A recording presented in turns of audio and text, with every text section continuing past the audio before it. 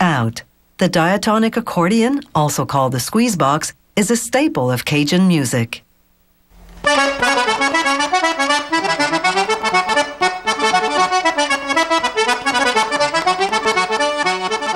The accordion maker crafts the right-hand keyboard from maple, a hardwood. He saws 10 slots, then drills 10 holes.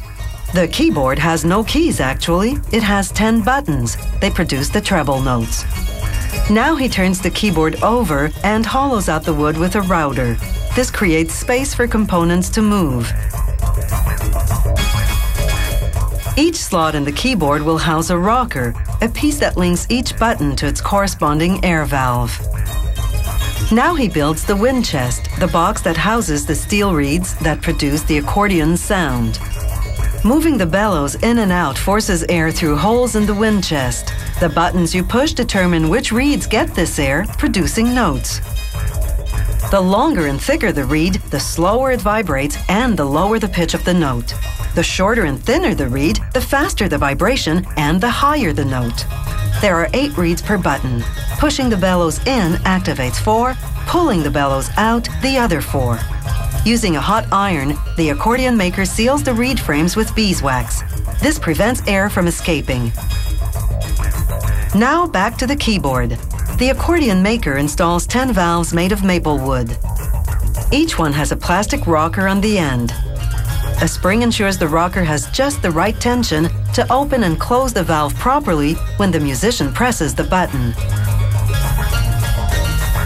After staining and varnishing the wood, he glues a button into each hole onto the rocker inside. Pressing a button triggers the rocker underneath to lift the valve and uncover the air hole, letting air hit the designated reeds. The accordion maker now screws the fully assembled keyboard to the wind chest. Now he constructs the left-hand keyboard. He sets the reeds into the left wind chest using a hot iron and beeswax, just like before. The valves in this keyboard are made of pine, a more flexible wood, making them easier to install in this enclosed space.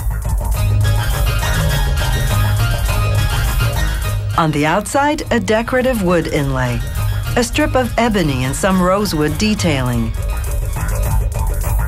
The left-hand keyboard has 2 buttons corresponding to 3 reeds each. It produces 2 bass notes and 2 chords. After staining and varnishing the keyboard, he hooks a spring between each valve and the button that operates it. He adjusts the spring tension and checks the air seal. Then he stamps the company name inside. Now he screws the finished keyboard to the finished wind chest.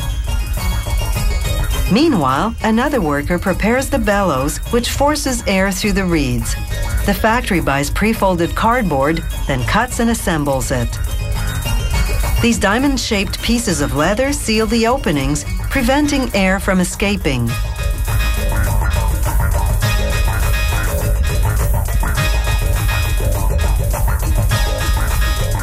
Now she glues fabric strips inside the folds of the cardboard.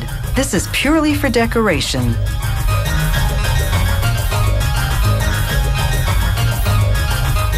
These stainless steel covers reinforce the cardboard corners so that they won't perforate from repeated movement. Now she glues fabric strips onto the edges of the folds. This both decorates and strengthens the cardboard.